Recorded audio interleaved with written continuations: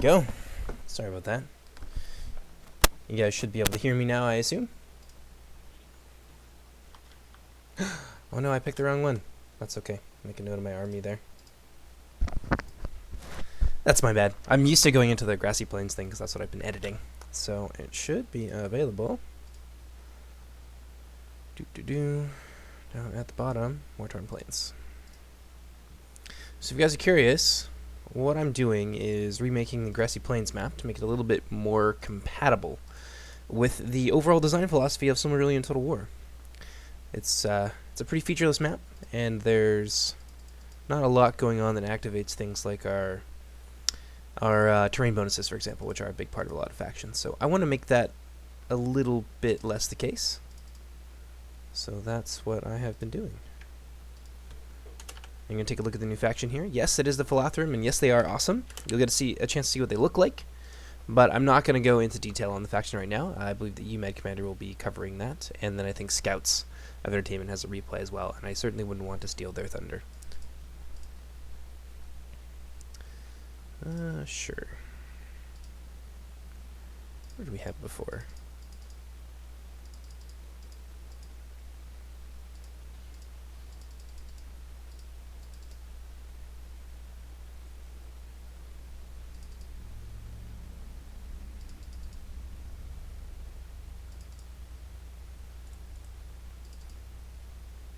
All about do.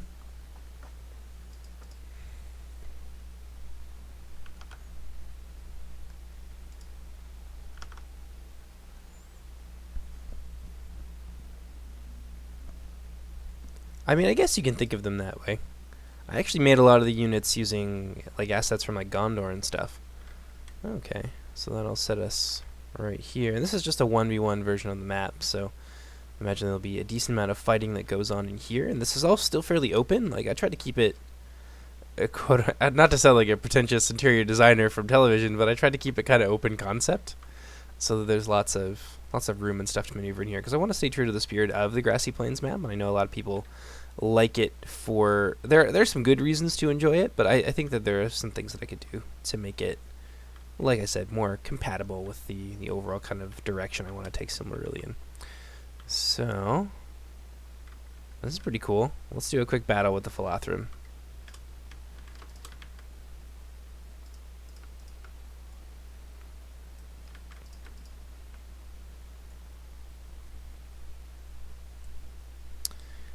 Let's see. And we'll stick our full reserve corps in there too. And we'll have them escorted by one of the Aran Kirlim. I guess we could take a look, eh? I'm sure many people out there want to take a look at these new factions.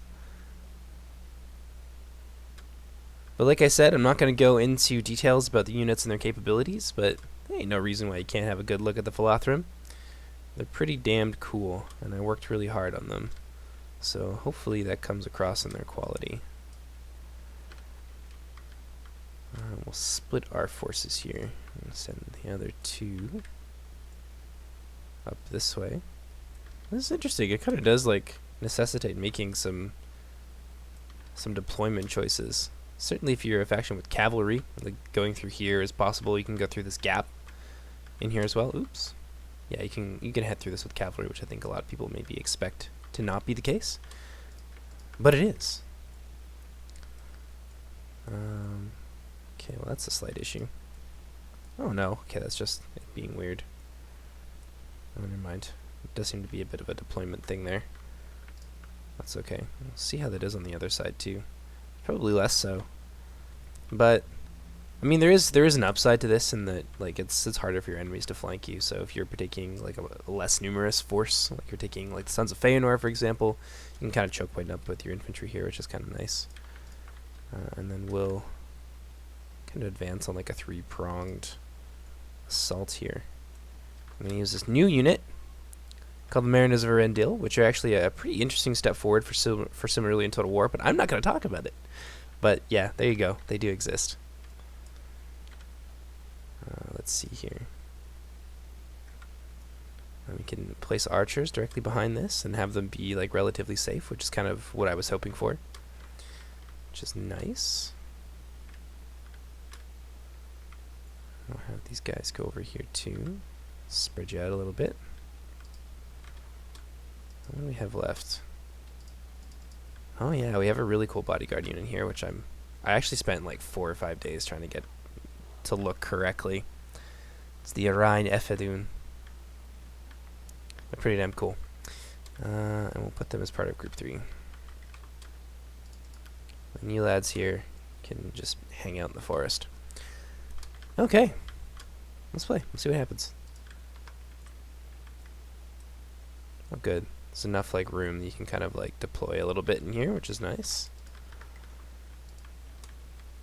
Oh, cool. We can kind of like choke point a bit here, but there is again ways around, which will be fun for cavalry play. So it'll still be a good map for cavalry, I hope.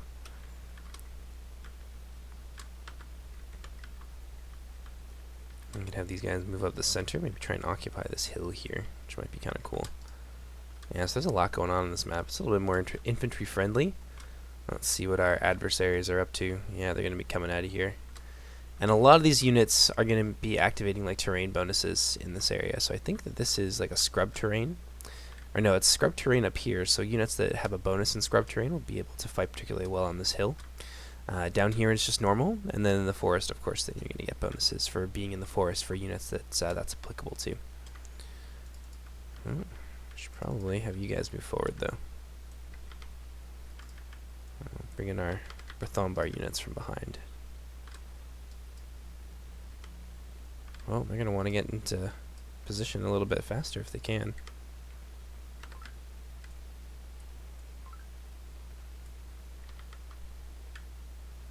Oh, it's just my Snapchat going off, don't mind that. And these guys should probably move forward a little bit. Oh yeah, the wargs are exploiting a gap in our defenses there.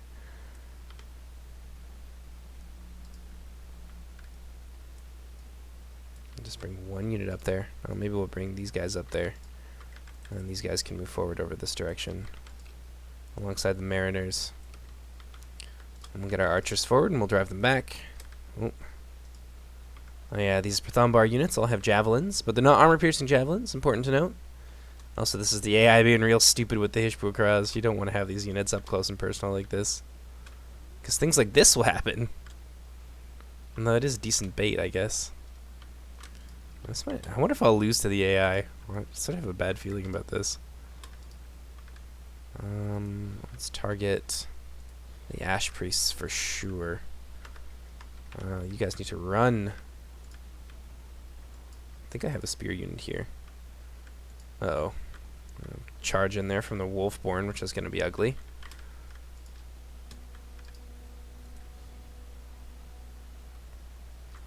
Looks like the AI is going to be dumb? I don't know, that's what the AI does. They're not going to try and like get around here, but they totally could. They can go through here. You can see that like the path is actually open. They can come around this direction. Oh god. These guys are definitely farther ahead than they need to be. So you guys probably just hold. And we'll be a little bit offensive here. Let's get the Arankir limb into the fight as well. Try and block up this little gap here that these guys are trying to exploit. Oh, those are chosen. My swordsman will do okay against them, but I would expect them to lose that fight. Light infantry in the Philothrum. Ooh, those are the blood drinkers. The really souped up blood drinkers that I gave them. They're pushing us over here. These guys need to be in spear wall as well. Oh no! They figured it out! Did they come through there as well? I don't think they did. I think they must have gone around and I'm just silly. Well, I don't have any reserves. Unless the Laugskaras are coming through there. No, I think they just... Maybe it's like open. Yeah, they kind of just came through the wall there. I thought they came through like... They came through like this little corner, but I thought they came like full on through there, which would have been bad. Okay, well, we're definitely winning on the other side.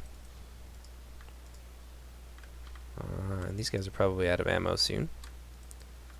I'll throw them in over here. Arankir limb. Let's have them move down here and confront the Chosen. Is there a pretty good answer to that? Oh no, Thrankshik Wolfborn, all up in my grill. That's okay. They have the around cure limb there. These guys have a really powerful inspire effect, so they'll keep everyone steady for a long period of time.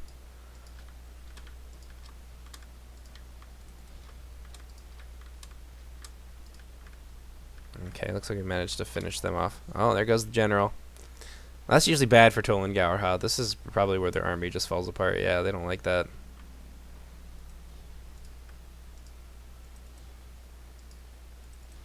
How are the Mariners doing? Oh, they took a beating. About half their number dead. Well, we'll return our spears here in case they come back.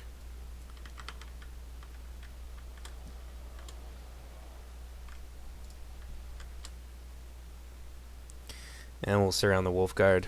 I should probably put an end to them. Oh yeah, these guys have two-handed swords in close quarters as well.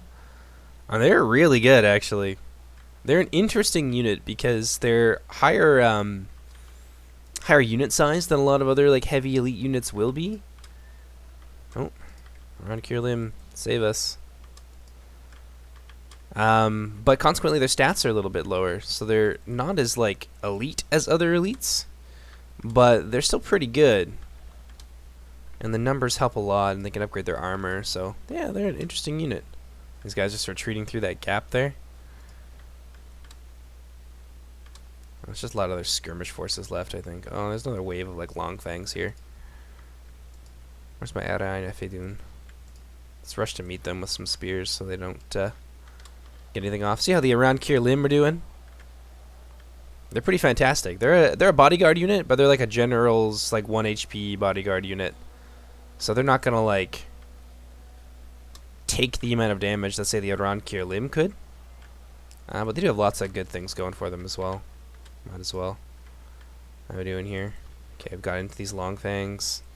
We're kind of just standing here like fools. How do we do over on this side? Oh no. I wonder if we could run those trappers down. Probably not. I'll send these guys. Get a good look at them. It's a pretty damn cool unit, I think. One of my favorites. Actually, the Philothrum have a lot of units that I would describe as being my new favorite units. We'll just like attack move everything because we've basically won at this point.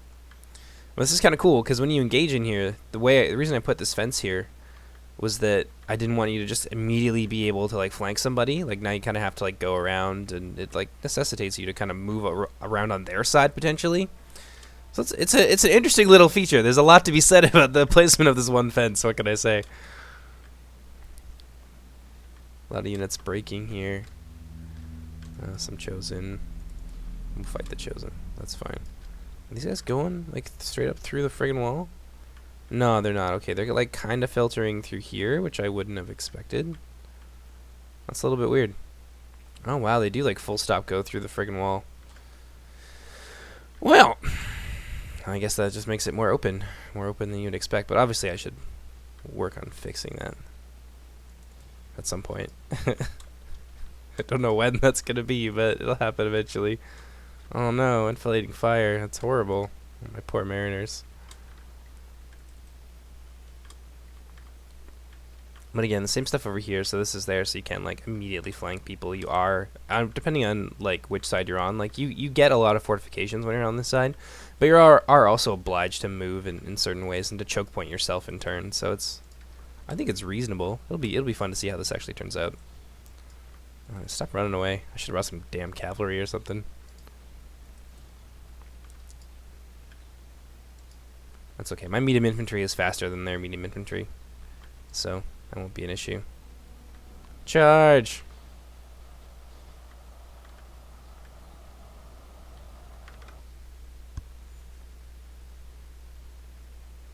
What do I think about the Iron Watch of Khazad? I'm pretty out of the loop when it comes to Reforged stuff, to be perfectly honest.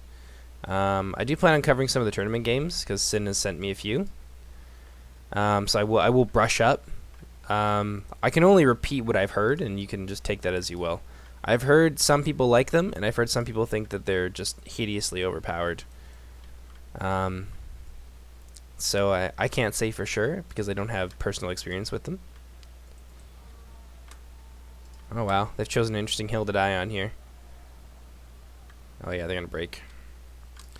So I couldn't really tell you. I couldn't give you a definitive answer. You can quote me on that if you want to. Could not give a definitive answer. Yeah, okay. We got this. We got the trappers. We got this in the bag. And then there's more stuff. Like they come out of like when this is on a larger setting, the orcs would have come out of like this kind of desolation here, and there's like a tiny little camp, and then we like fight over this little area on the interior.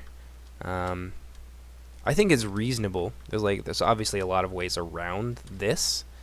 On this side, you are kind of funneled a little bit, so they can try and like block you in here. But again, you just zip right around and start causing problems. So there's a lot of open areas as well. So there's a lot of room for like cavalry play. And when you get 4 people on each team, like it's not just gonna be the fight in here that's important. It's gonna be the fight everywhere, and people will be able to trickle in basically reinforcements from all sides, which is kind of what I wanted. So I think it's a good map. We'll see. Time will tell. But I think there's a lot here that's like reminiscent of Grassy Plains. Like if we look all around, there's space, like wide open space, and a lot of room for like cavalry play. And there's like little areas like this. There's like a ruined village that I made over here. That kind of like break that up a little bit. So like these are areas that infantry can say rally around, for example. So little fences like this, for example. Sorry about that.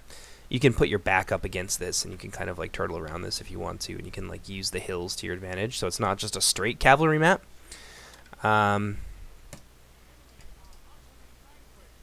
Heroic victory. What do you know? Yeah, it's kind of dumb.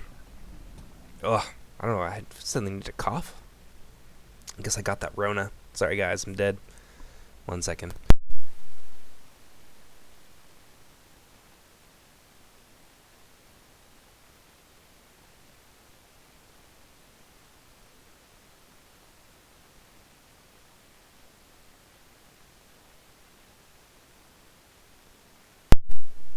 There we go, I'm fine.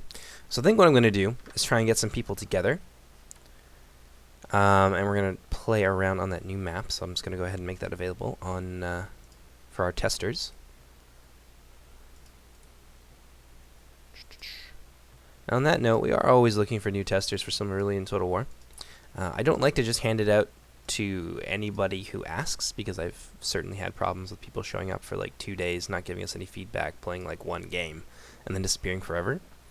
But if you are interested, you can get in touch with me on Discord. You can, we can figure something out. Like my Steam is in the description of my channel, etc., etc. I'm pretty easy to get a hold of.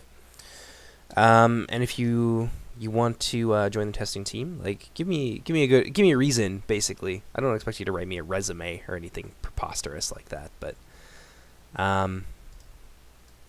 yeah, I would like a reason to add you to the testers, and a little bit of commitment as well. With that being said, like I am still pretty willing to hand things out to people. Yeah, Rex. So just to respond to you here, just because he's talking to me on Discord, absolutely. I think you have. Just tag me on the Silmarillion server, so I don't have to hunt you down, and then we'll figure it out. And I'll get you the map, and you can come and play on it with us. It may not be right away, because I only have a little bit of time left. I have about an hour. So I do want to get a game underway as quickly as possible, but I'm going to go ahead and I'm going to host that. I think my graphics are down.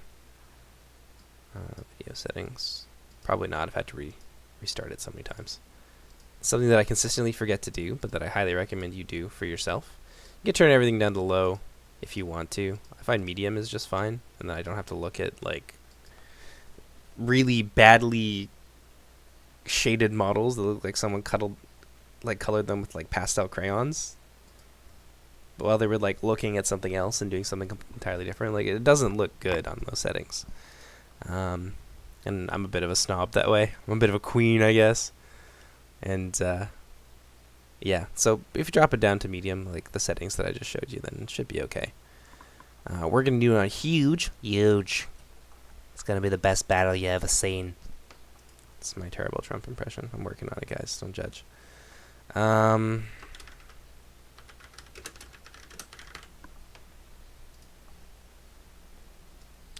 Let's see here. War-torn plains.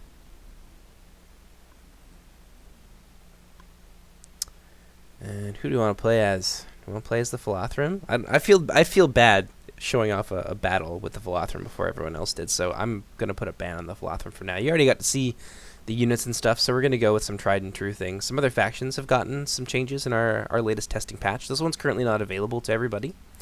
But I'm going to play as Doriath, because Doriath has some cool additions that I don't mind showing off to you at all.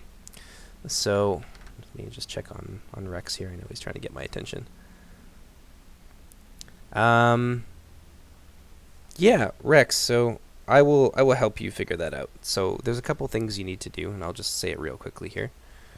You need to go into our download links channel. And this applies to anybody, actually, who kind of wants to get up to date. Like, this won't get you the test build that I'm currently playing on, but this will get you up to date and be able to play with the majority of people. So you're going to go into download links. There's a link posted by Belagost on the 5th of, I think it's April. Maybe one on the 5th of April, and then there's another update by me about 7 days later on the 12th of April. And so you're going to install those over top of each other like you normally would when installing 30 Days Reforged or anything else. And then that'll have you up to date. Once you've done that, if you are our tester, which I can certainly give you that role, Rex, if you'd like, you're going to go to our testing build, like our testing announcements channel, and then there's going to be some files in there. So there's one that's labeled closed alpha. You're going to download that, install it the same way, and then there's one extra file that you'll just pop into your data folder. So it's pretty simple. But yeah, so let's talk a little bit about Doriath, because that's something that I totally don't mind getting into. So one of the things that we noticed with Doriath, and this is indeed kind of still the case to an extent, because their high tiers are still most of their killing power, but it was very easy to overwhelm them because their armies were so elite and so expensive. So we've alleviated that somewhat in a few different ways. So if you want to look at these two units here, the Axe Guard of Region and the Warriors of Region, axes are a big part of being Doriath. They get a lot of bonuses for them, and so they've gotten another bonus. And that's normally our attack upgrades cost about 40.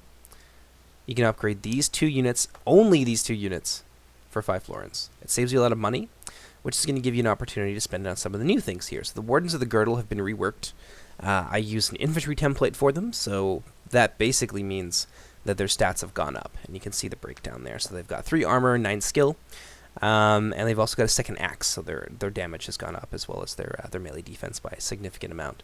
They've also got much less ammo than is available on the public build right now, and that is to balance that out a little bit.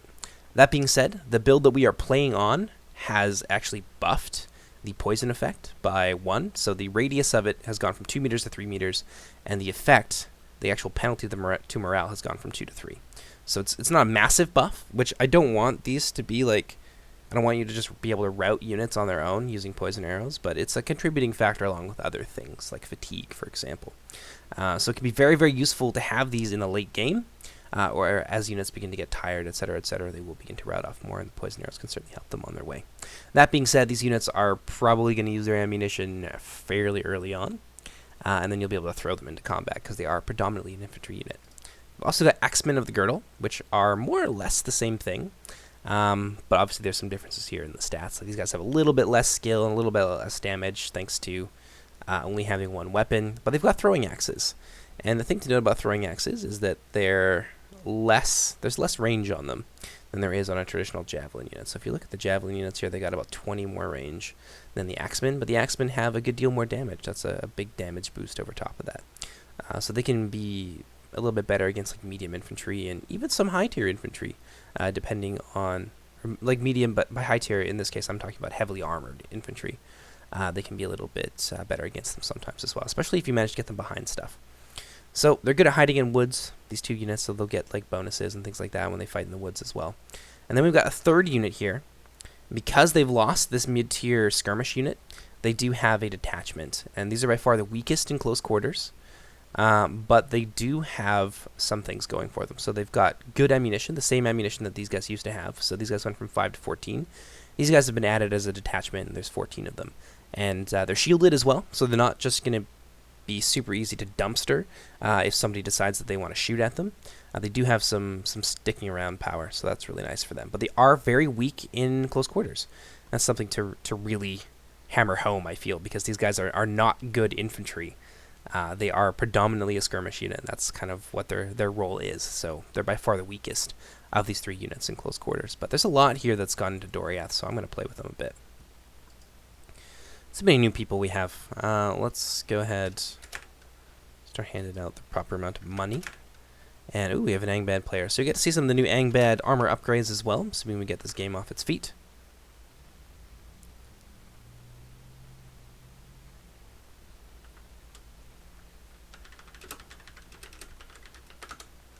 I think a 2v2 would probably be reasonable, especially with the amount of time that I still have remaining to me. So we'll try 2v2.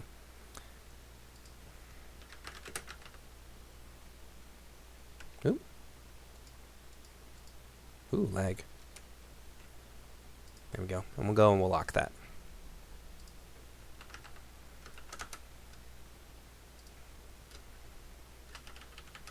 So we'll give everyone the standard budget. For those of you unaware, the standard budget for Silmarillion Total War is 14k. It's a little bit higher, I think, than some people are used to. It works out well, actually. I find it's pretty optimal. You can do a lot with 14k. MR. Oh, there we go. He's fine. I really should update Doriath's description. I didn't even realize that. Expensive and has few mid-tier options. Now they have a whole host of mid-tier options. They've got 2 detachments and 3 mid-tier units. So, nope, 4 mid-tier units.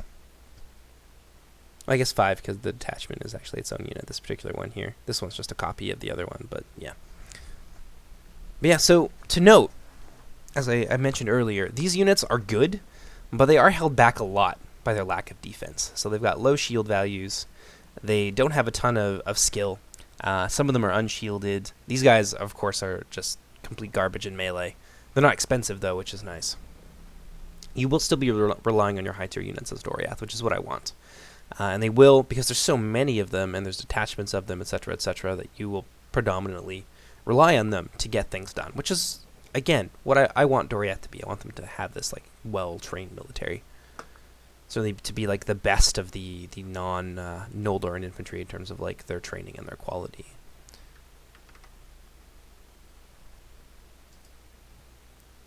Alright, so I'm going to be playing with NVIDIA. Cool, that's one of our new testers. It'll be nice to actually play with him. I mean, I've played a few games with him, but I think we were fighting each other. Oh, wow. See, this is that damned bug. And you guys saw me put in 28k. I'm not crazy, I swear.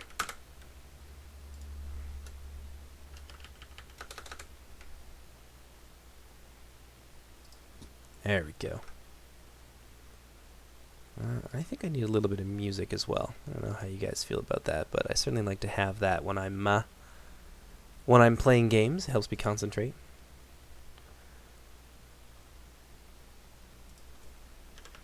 We'll put on some like nice lo-fi beats or something. Something I think is palatable for most people.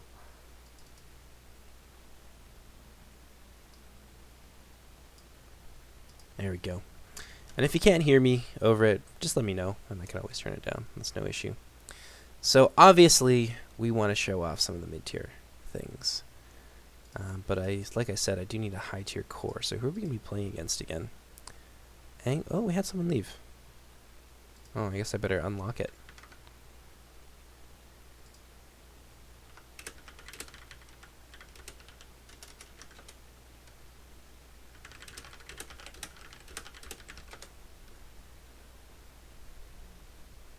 Well, we're going to wait a little bit for someone else to jump in there. So if you guys have any questions about Silmarillion Total War and kind of the direction that things have been going in, a little bit earlier in the stream, I did show off the new faction. That's the Philothrim. And there will be a second one that will be shown off in fairly short order, that being the Easterlings. They are completely done. I'm just in the process of putting them onto our build and getting them tested. So it'll be a little bit before... pardon me, it'll be a little bit before those units, or those factions rather, are available on our public build. But I will be updating our ModDB with a all-in-one installation of the tournament build. So it's going to be a hell of a lot easier to get things installed. You don't, well, it's already pretty easy. You just combine two things. But some people they have difficulties with computers, which I appreciate. So that will be available on our ModDB because the ModDB is currently outdated, but that will also be available on our Discord as well. Yeah, so if you guys want to be able to jump in and play with the 6 factions that are currently publicly available, using the balance that we used for our latest tournament, then that's going to be available to you over the next couple of days. I'm going to be, quarantine is starting to end in my province. I'm out in British Columbia. So I will be going back to work soon, so development is going to slow down, which is why I'm so keen to get these 2 factions ready and to be tested by our really diligent testing crew. So yeah, there's going to be a lot coming out in the next little while.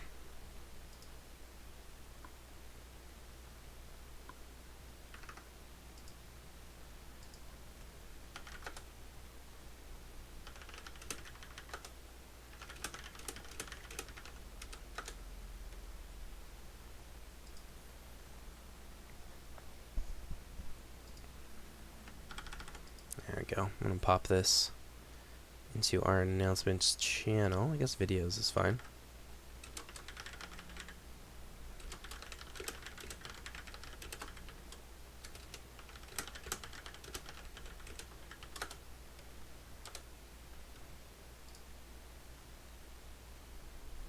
Put this into a couple of places.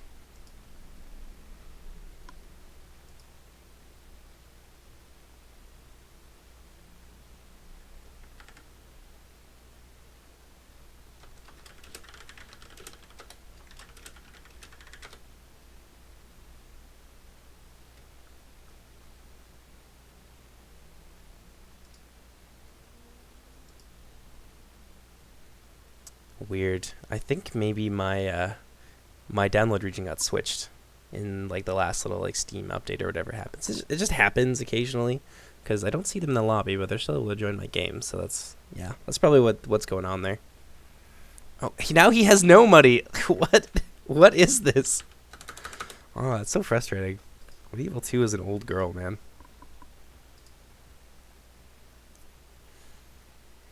But yeah, so let's continue making our army here. We're definitely going to be fighting an Angman player. And I think I will be the one playing against him? Don't know, we'll see. Rangers of the Girdle are just nice to have generally. The Kuthalim actually got some changes as well. Now they have a proper morale buff. And these guys, I think, have one as well. I don't know if they always did. That's one of the things that Doriath doesn't have a lot of, is really strong morale buffing abilities. So they really only get the standard, but a lot of their units are higher tier anyway, so this is going to take them from 17 to 19. And for these lower tier units, it's going to bring them from 16 to 18, so they are still quite sturdy.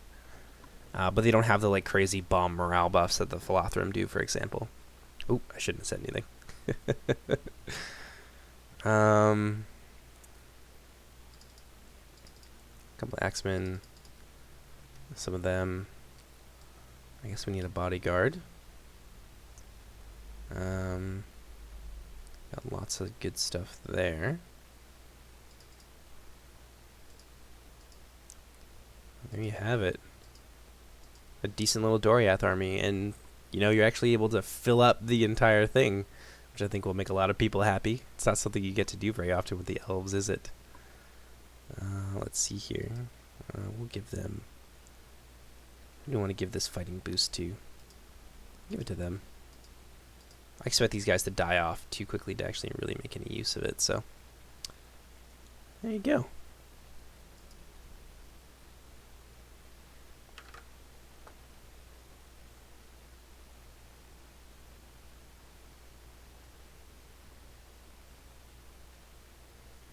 Let's see here. I still need a couple of other testers. Or just one other tester, in fact.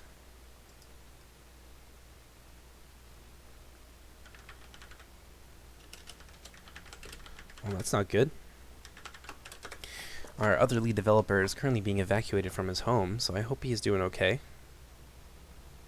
Yeah, that's pretty scary.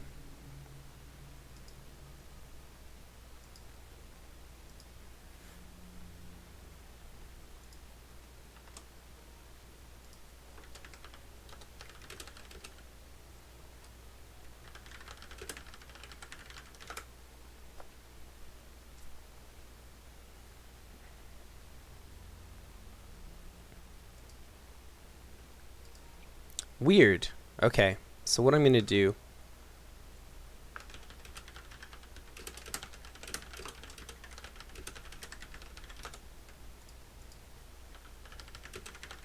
Alright, so I have someone who's going to come in, but because my download region got swapped, I'm just going to quickly do that, so the screen's going to go black for you guys for just a couple of minutes here, while I quickly swap out things on my Steam. So it won't take very long. Then we'll be able to get in, and you'll be able to see the new units and such, so... Yeah, you'll just have to be patient for a moment.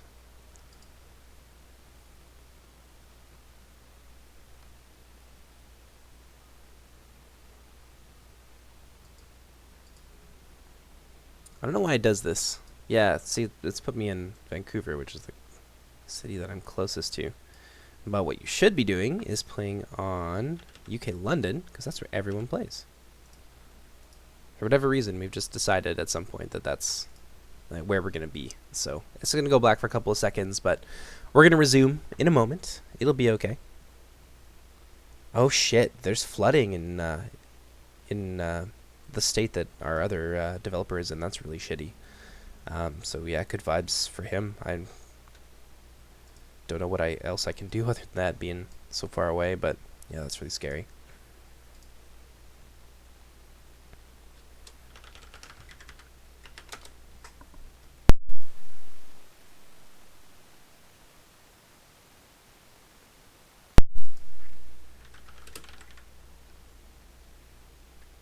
Okay. We're back up on Steam, so we'll be able to get that going real fast for you.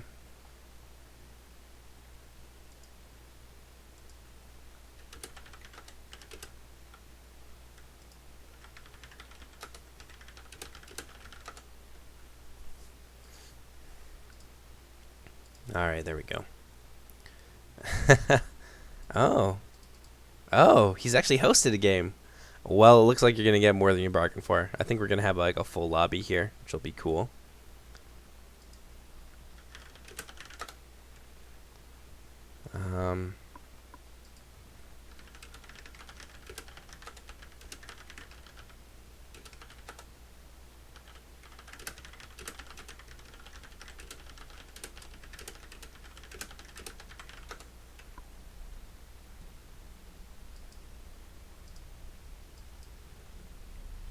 Go in the first team here. It looks like, yeah, we got a full lobby. Well, this will be fun. So I'm again going to play as Doriath, and we'll do what we did a little bit earlier. We'll get ourselves lots of those axemen that the Sindar are quite famous for. Ourselves a couple of these guys as well. Oops, I don't want 3 of them. We'll take 3 of you, though. A couple of these. 2 detachments. Oops. So if you're wondering why there's like identical units here, for people who are unfamiliar with the system that we're using in Silmarillion, we do have a detachment system. So you can pay half, and eventually you'll pay half the upkeep as well, so they make excellent garrison troops. But you can pay half the money in multiplayer in order to bring half of a unit. So it just kind of lets you be a bit more flexible with what you want to bring. And as you can see here, we've managed to fill out this entire army, which is fantastic. So we're going to give these 2 attacks, which is good.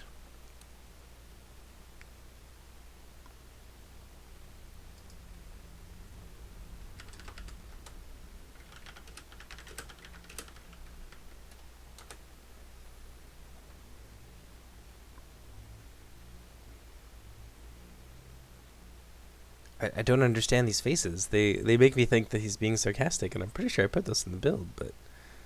Oh well. I make mistakes like that all the time. It happens. I'm not going to show the Easterlings today. Scouts of Entertainment will be doing like an exclusive kind of faction breakdown for them. And for the Philotherum, and also the Easterlings aren't done. Like, the models are done. I'm just still in the process of moving them on to the build. Hi, Oliver. How you doing, buddy? But yeah. So they're not really available to show anyway, but I wouldn't even if I was able to, just because I want to keep that. I do want to keep things a little bit under wraps. I give you guys like a visual kind of look at the units, but then I've already posted screenshots of them, so you're not seeing anything that you wouldn't already be able to see from our mod DB. 5 coins to spare. I mean, that really does bother a lot of people, but what are you going to do with 5 coins? What has 5 coins really made all the difference for you? That being said, there are a few units here. I'll reiterate this, just because I think there's a lot more people watching now. The Doriath Heavy Axemen, so the Warriors of Region, and the Axe Guard of Region, both upgrade for 5. And the only reason that's the case is because I couldn't make it free, and I didn't want to make it 1. So 5 is decent, and I find that a lot of times there's like 5 or so florins left over. So that's, yeah, that's available to Doriath players, and it does help save some money. Like normally this would be like 240 gold or something like that, but instead I'm able to bring all this extra stuff here, or like at least one of these other units. So it does add up. It's a bit of a money saver, and then they can bring some of the more interesting mid-tier options that have been added. So yes, this is our test build. So if you're playing, or if you have been playing on our live alpha, and you don't see these units, don't be alarmed. You're not crazy. Your game isn't broken. This is just on our test build. Go ahead and start. They're probably waiting for me. Oh, no. Do we have 2 Doriaths on 2 separate teams? Did I... Oh, no.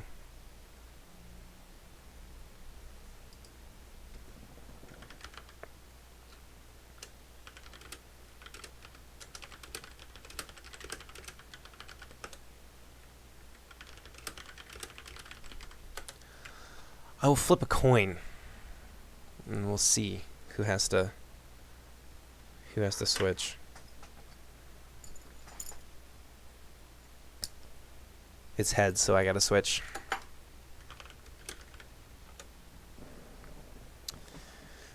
Alrighty. Well, who do you want to be then? That's not taken, because Assyrion is taken, Doriath, etc., etc. That leaves me with not a lot of options. I can be Finarfin, I guess. Yeah, they got 4 factions on their side.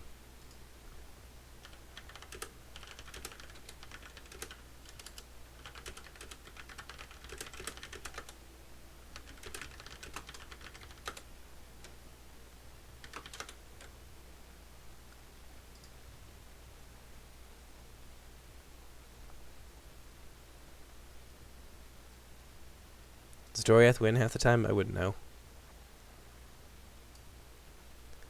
Yeah, this way we've got a better like spread, I guess. We're a little bit more dynamic, which I think is reasonable.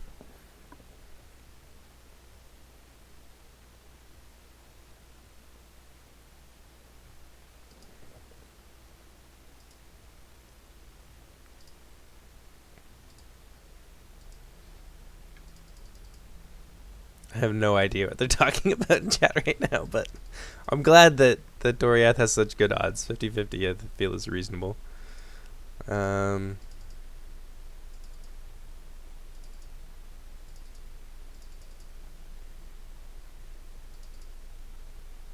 we go.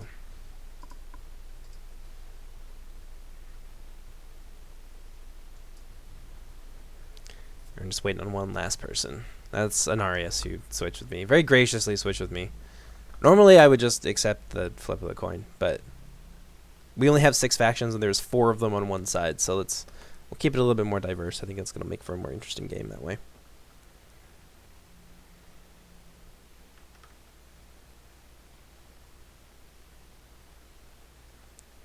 Yeah, actually I guess it's been about 8 months since we started, which is pretty good because we're up 8 factions now. 7 of them are on the build currently. Actually, we're almost done 9 because Fingolfin is essentially finished. They will get some new models made by Cowering Coma later, but the units themselves won't change in their functionality as a function of like what the model looks like, because it's pretty close to what is actually there already. And the 2 bodyguards are being worked on, but basically everything else for them is done, which is good. So I guess we're 9 factions in, and we have 11 of them planned. There may be a 12th, depending on kind of what I want to do there. I do have a 12th faction planned specifically as like a campaign-only faction. Yeah. To answer your question, Oliver, there's no new factions being shown off in this, and that's because I've I've promised the exclusives to a couple of community YouTubers, those being UMAD and Scouts of Entertainment. So I did briefly show the look of the Philothrum earlier, in just like a little like test battle that I did on this new map I was making, which is the one we're playing on now. But all of that can be seen on our mod DB anyway, so like what they look like, etc., etc. You can see all of that available on our Discord and on our mod DB. So I didn't really give too much away there. In fact, I don't think I gave anything away that you don't already have access to. But like seeing them in game and like doing this big stuff, like I want to make that a little bit more exclusive. And that's going to be done by UMed on his channel, depending on when he has the time to do it. Whenever that's going to end up being, I don't know. He's got a lot going on with like university, like he's working on his masters and stuff. So I'm not going to bug him about it.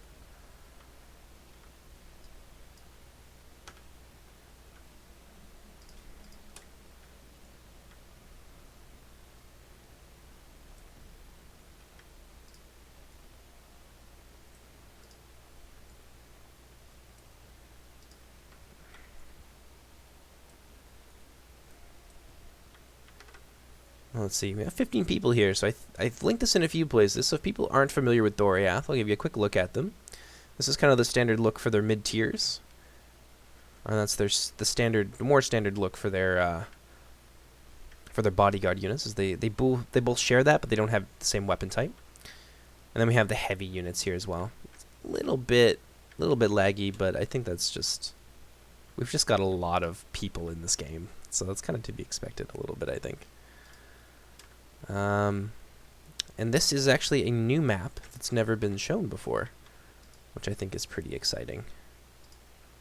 So I've remade a map that a lot of people I think are familiar with, called the Grassy Plains, and we've got the War-Torn Plains here. So there's a lot of terrain to look at. There's like lots of open areas, lots of ability to use like cavalry and so forth. But there's also little areas here as well. So there's like a little sandy area back here to help activate the terrain bonuses of units that have it in sand, and just mostly it's just a lot of terrain updates so that you're able to use a lot of the mechanics that I've put a lot of work into making important and prominent in Silmarillion, which you don't really get from the old map. So that's kind of the purpose of it. Wardens of the Girdle. Stick you guys back here, I guess. Oop, some latency issues. It happens. It's a big game. It's kind of the thing about Total War, and this actually applies to the more modern ones as well, that you always play at the speed of the slowest player, which is unfortunate. Let's do that. Have these guys here.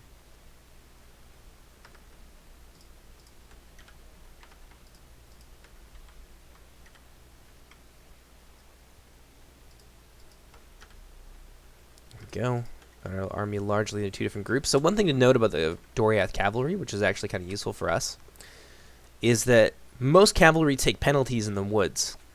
That is not the case with Doriath cavalry. They take no penalties when fighting in the woods. So we'll be able to use them, I think, pretty well here. And let's see who we're going to be playing against. We're going to be playing against Assyriand. So rushing them down is not going to be easy.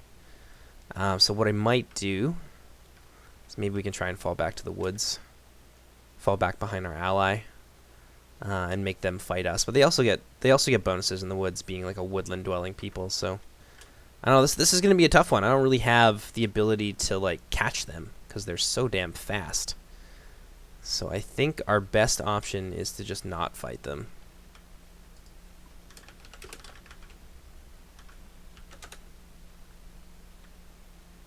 If we can.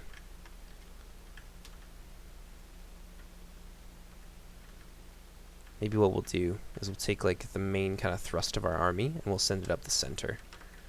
And these guys we'll hide them over here like so.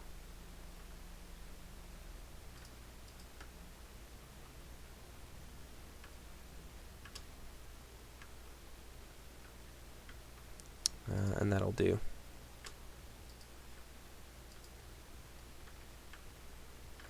So one thing to note is that for whatever reason, you can actually go through this wall right here. Like, it looks solid, but there's no like collision that was placed in there, which I was pretty sure that I did, but I guess not. But you can definitely go through this open space as well, so this is not quite as solid as it seems. Lots of ways to get around kind of the natural choke points here. And there's some, like, I like talking about this because I like map design, and I like level design specifically. But this right here basically just prevents you from being able to, like, super turtle and, like, immediately flank somebody who comes and attacks you, because as spawning on this side, you're probably going to want to come up here.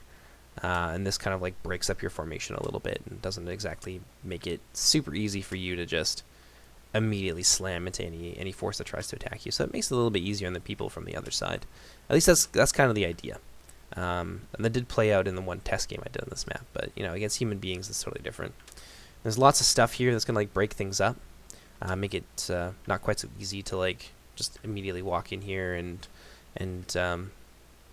choke point yourself up and etc. etc. So there is like some like fortifications that you can use, but you are also obliged to move in certain ways and to block yourself in certain areas. Ooh, look at this, Silmarillion already blocking that off with their stakes, so we're definitely going to have a fight there. But yeah, so on this side you get the fortifications, but you also don't have the benefit of the same freedom of movement that the other side does, so I feel like that's a decent trade-off. And there's lots of ways around too. Like there's not a ton of barriers. Most of this area is pretty open. It's just broken up a little bit by some buildings and so forth. And this area up here, like on this hill, it's really easy to fight over. It's very open.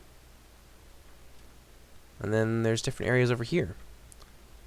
So this area is just more generally open, and it leads kind of into that like desolation area behind the orc encampment. And then there's also like scrub terrain and stuff back here, so you'll be able to activate scrub terrain. You can actually interact with this town, so you can go through the streets and stuff, and you can use those to your advantage, but it's also behind your deployment zone, so it is of limited use. Let's see. I really don't want to go out there and fight all the Assyrian elves. Now, it doesn't look like a lot, but being the green elves, yeah, see, you just saw another one pop up here. Being the green elves, ooh, and they've got the rangers too. They can hide a lot of stuff, so that's an important thing to note. Maybe what I'll do is I'll take my main host here and send them in that direction.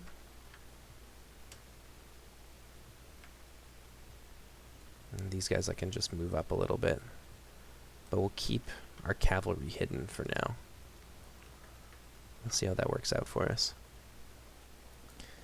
Is there a reason Doriath has such a dark theme? I'm not 100% sure on that, because I didn't design Doriath. I mean, I gave some like basic ideas and kind of what I wanted them to look like. But initially it was silver. Like we wanted to go with silver because they're the gray elves and yada yada yada. But it didn't look very good, and so the person in charge of it made the decision to go kind of with like a black and gold, which I quite like, actually. I mean, they look a little bit like mascots for like Trojan condoms, but I think the black and gold is really effective, and it gives them sort of like it gives them a professional look and a very regal presence, because they are a preeminent faction amongst the Sindar. So when he decided to go that direction, I had zero complaints about it, and I still do not. I really like the look of Doriath as they are. That being said, some of their units have retained that silver look to them. Like this is a bodyguard here named for Mablung of the Heavy Hand, the Donathan Mablung, or Mablung, and they are silver. And then the other bodyguard as well for Beleg is silvery. Ooh, what do we got here? Big cav fight. Oh, I guess I better deploy my cavalry. It's going to be ugly, though. The green elves have a lot of spear units and a lot of like hidden units here, so this is not going to be a fun thing. But since they're moving off, I could also just like move up here with the infantry force and support the cavalry and have them like have a rock basically to be able to fall back on. So what we got here? Sentries of Gelion, light horse archers, scouts of Gelion. And these guys are interesting. They're spear cavalry, so they're sort of like a lancer hybrid, but there's lots of like differences to them. But they're also really good at fighting monsters. There's not a lot of monsters on our side. We're mostly an elven faction. Let's see what's going on here. So it looks like Toll is the first one to be able to get in here and take, along with Assyrian as well, the second Assyrian army. But Tolin Gaurath coming in as well to support the elves of Assyrian. And then over here, we have another Feanor army. And they're squaring off against Angband. So there are monsters on the field, it's just not on the opposing side of the Assyrian elves who brought those anti-monster units. Some Toll and Gauderhoth cavalry over here. Oh, there's the armor upgrades for Angband, done by one of our team members. His name is Sky Lee. He's a very talented individual, and I really like the look of those new armor upgrades. Technically, they're old armor upgrades. I just neglected to put them where they needed to be, so it's really my fault. And let's see here. I think what I need to do is take position over here with the main kind of thrust of my host.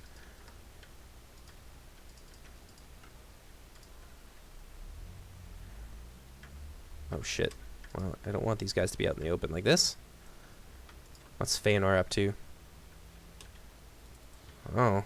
Well, maybe I do want them out in the open like this. Hunters of Wrath, L'Oreal, and other stuff in there. So we need to like kind of boogie up here and start attacking. But what I don't want is for this guy to be out in the open, because the Elves of Assyrian will immediately focus that unit. Alright. Oh shit, he's way, way back there. Crap, I thought he was farther forward. That's okay. We'll bait out a little bit of their javelin ammo here, and that's going to relieve some of the pressure, at least on the Sons of Feanor. Hopefully let them win that fight. We'll get our cheeky charge off there. And we'll retreat back to the safety of our units. And at the same time, they are kind of acting as a screen for the approach of our army there. So we'll move these guys up.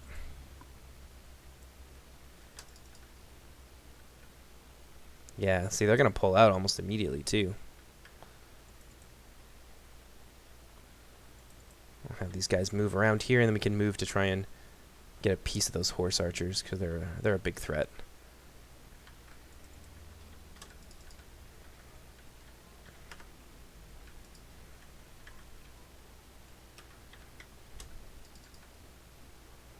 Yeah, these scouts of Gelion are going to retreat.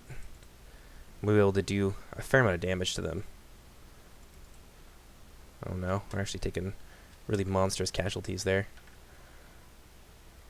Partially because of the spear unit. There's a lot going on here. Our poor unit's not having a good time. It's okay, we've managed to corral a lot of this cavalry, and I wonder if the Sons of Feanor have pulled out. It looks like they have. That's okay. We'll be able to deal some damage to these guys. Maybe I'll keep these guys back now. They're not really needed.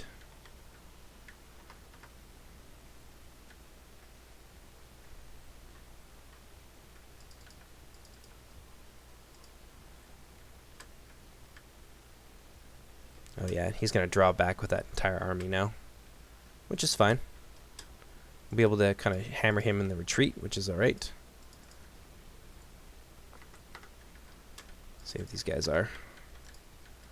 What they're all up to.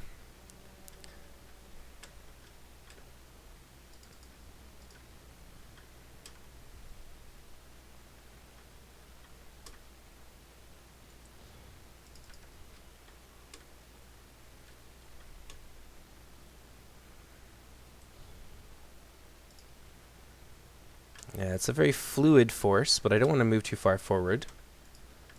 Oh good, these guys came back. Now I have my cavalry back here. Might be able to screen their approach into here. It seems like the Sons of Feanor are actually doing pretty well for themselves, so I think they could probably use a bit of help.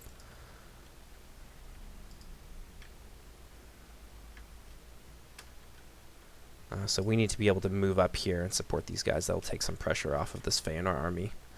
They're so far doing alright, but I just need to get these guys in.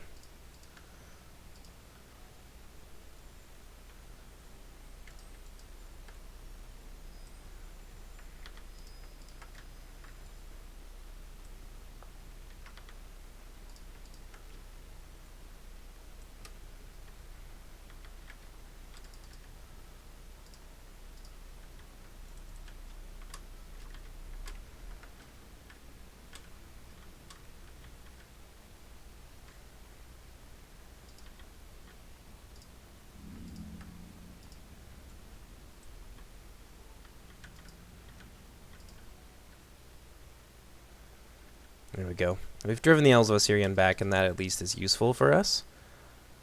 But let's get in here. Let's see.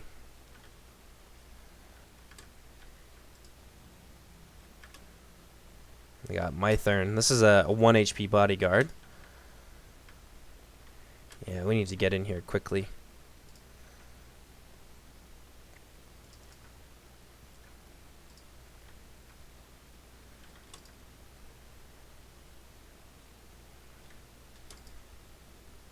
Hard to do anything quickly with all this lag, though.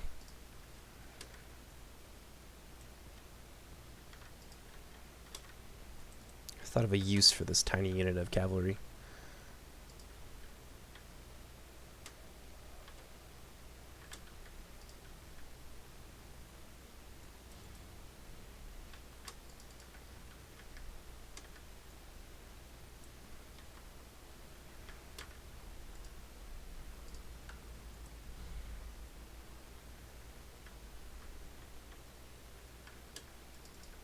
What's going on over here? Yeah, they're going to try and skirmish with us, but honestly, we'll be alright. They're effectively out of the fight with a good deal of their army.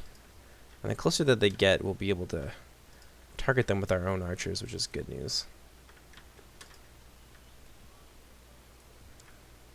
And our archers are shielded, and theirs are not. So the numbers won't matter quite so much.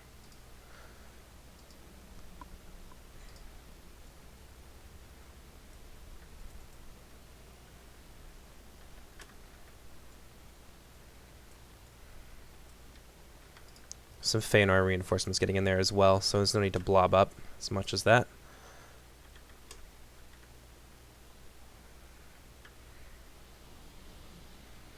Yeah, this poison arrow is going downwind. Nice, nice, nice. It's kind of a stalemate over on that side. But for us, at least, it's going alright.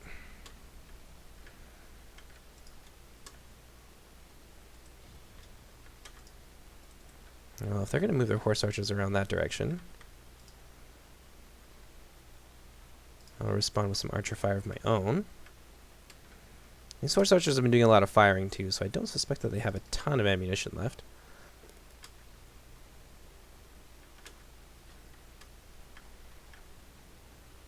And those hunters still have ammo, so that's the thing that we'll need to contend with.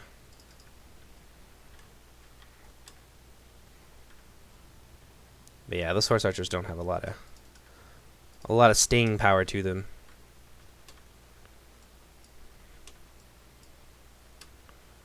I want to advance on that side, and I will soon.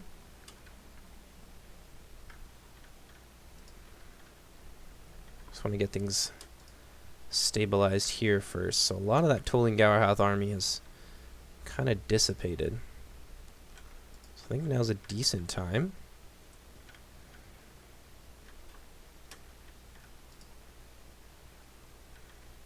Uh-oh, what's going on over here?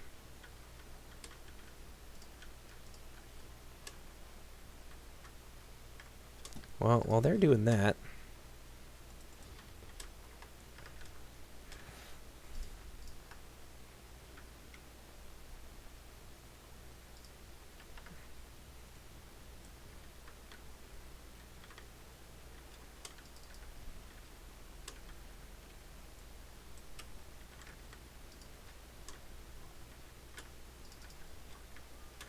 good, I have my cavalry over here now too.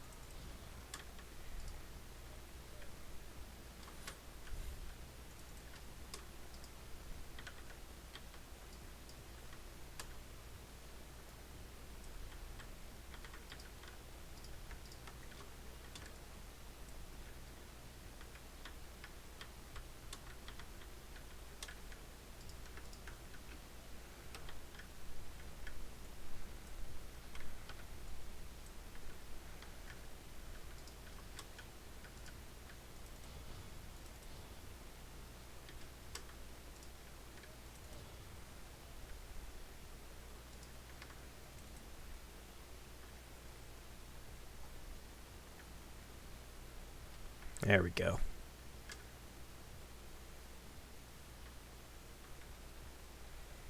Should be enough to really see these guys off. Just kind of a feint there with our cavalry, just to bring them into range.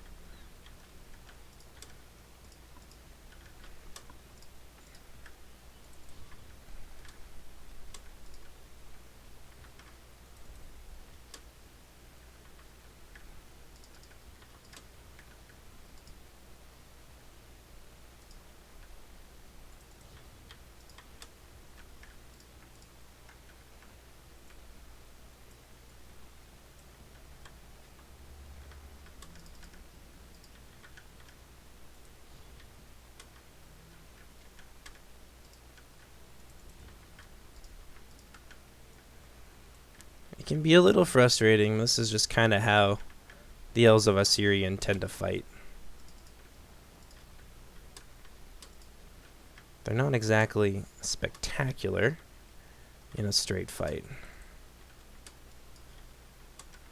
So they kind of have to be little bitches.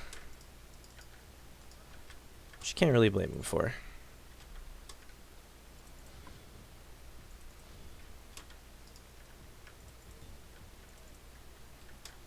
So we're just going to keep moving forward. Keep chasing them around. Because we don't really have a huge choice in the matter.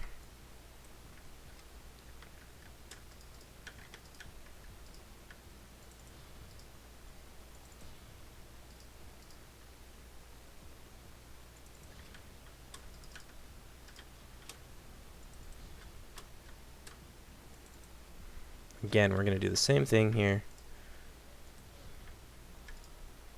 Feint with our cavalry. They are going to take losses. It is kind of inevitable.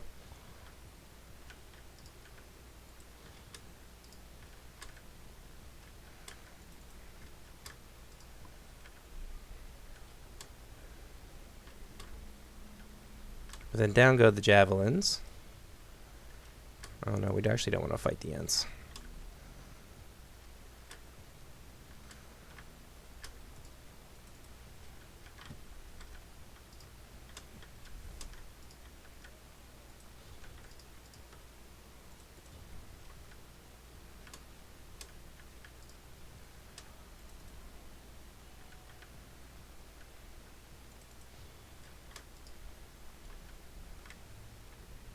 And while all that's going on, they're not having fun in the center. We're at least winning there.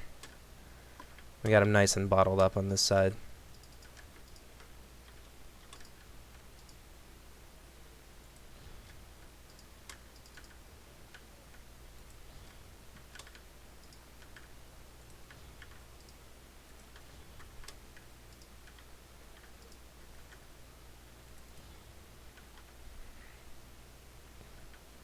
So we got a cheeky charge here against the Urfin, because I don't think that they're...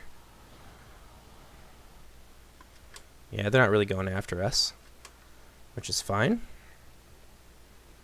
I'm probably going to lose our cavalry there because the Urfin hit really hard, but they don't have a lot of melee defense. So it was worth a shot.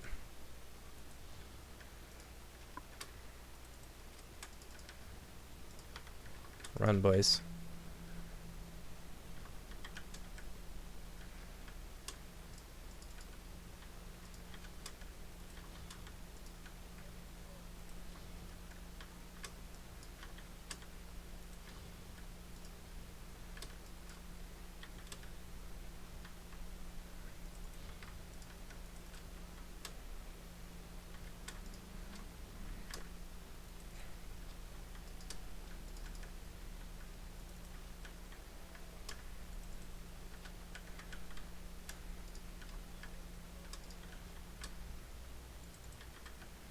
What we'll do is we'll pull out these two detachments here, send them around the other side.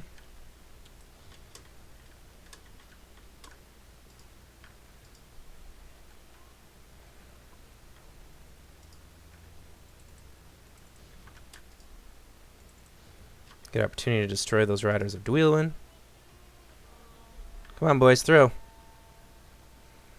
Well, I think they did already. That's okay. The Outriders are going to massacre them, but that's kind of how it is. We need to destroy the Urfin. That's important.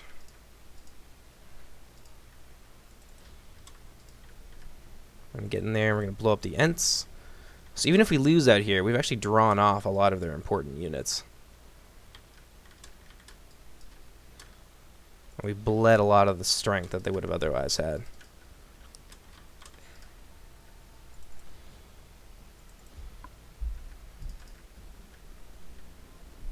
These guys are just going to scoot straight on through.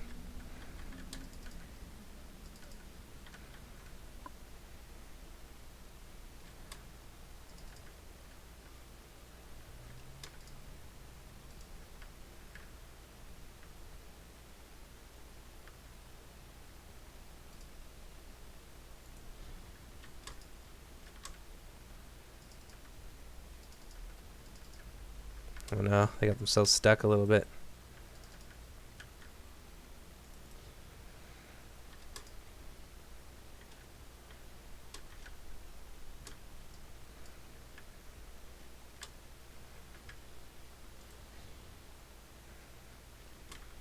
Yeah, so we've basically reduced that unit to nothing. And these are all our mid-tiers too, and we've done a lot of damage.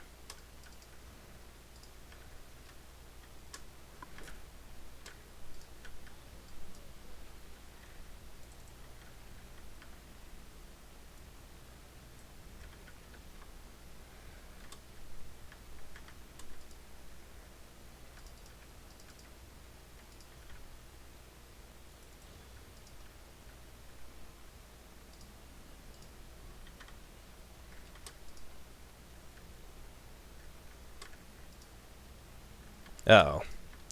Yeah, the arrival of Tolin Gauderhoth is definitely going to swing this, but we've pretty well massacred these units, which I'm not unhappy with, like I said.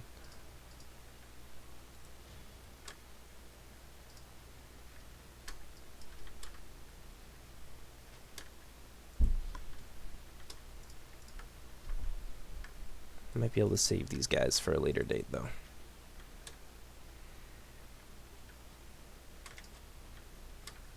Uh-oh.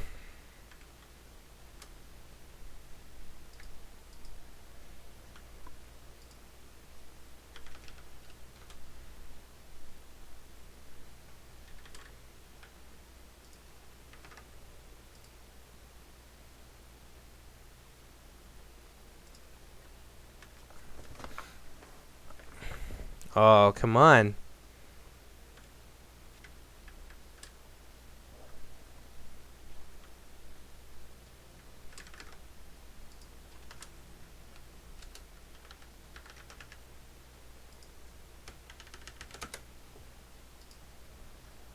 Oh, there we go. Oh, thank goodness. I didn't want to lose this game.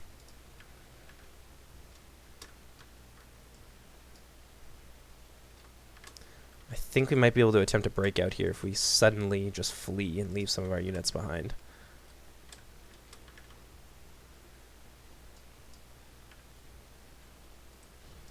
Okay, this unit is actually out of ammunition.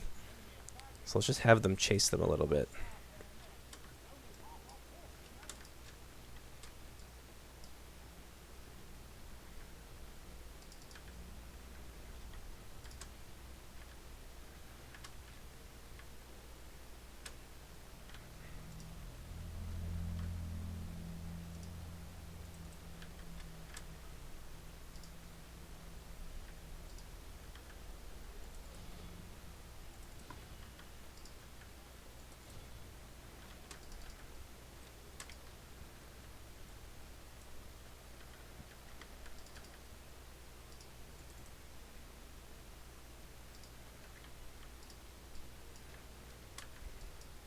Yeah, see, they took the bait.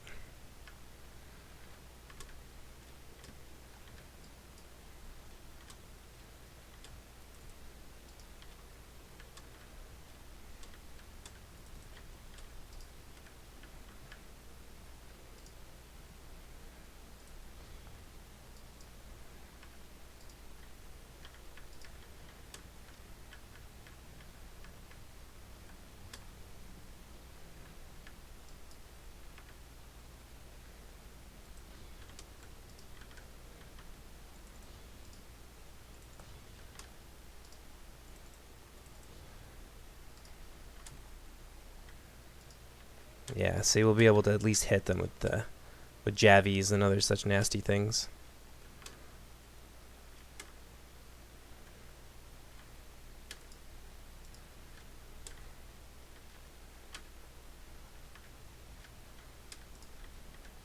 And all for the low cost of some rangers that I don't actually care about.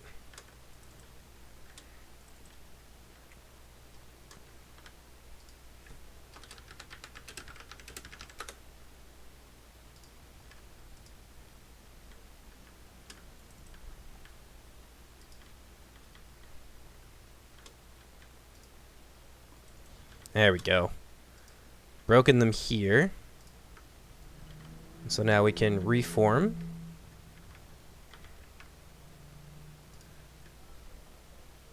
And meet the advance of all of these iron shots. And we have armor, like really high damage and really high armor piercing on our axes. So that's actually not a bad thing for us.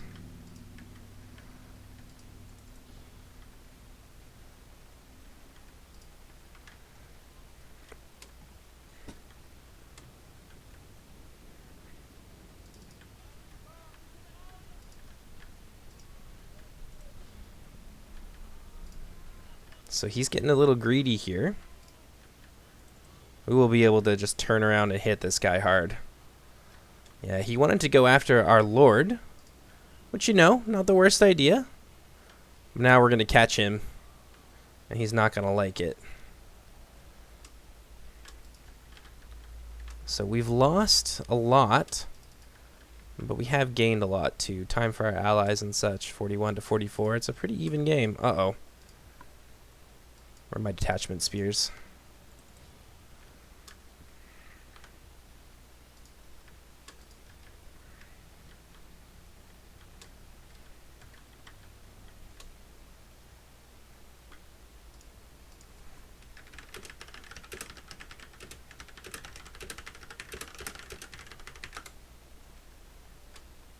If he does that,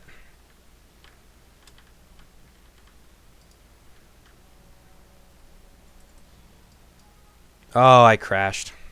That sucks. That would have been a really good game.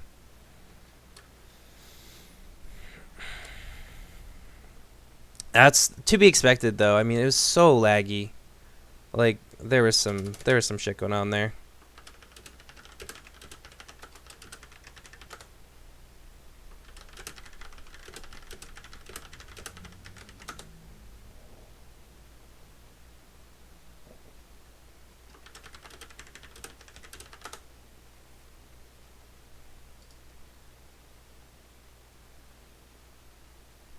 Well, there you go. It was a good game. But that's what happens. I mean, we're moving at like a snail's pace there anyways. And that's actually all the time that I have. So that would have been a really good game, unfortunately. But, you know, it'd be like that sometimes. And that's why it's important to turn your graphics down. Because we are definitely going at a pace where it did not feel like everyone had remembered to do that.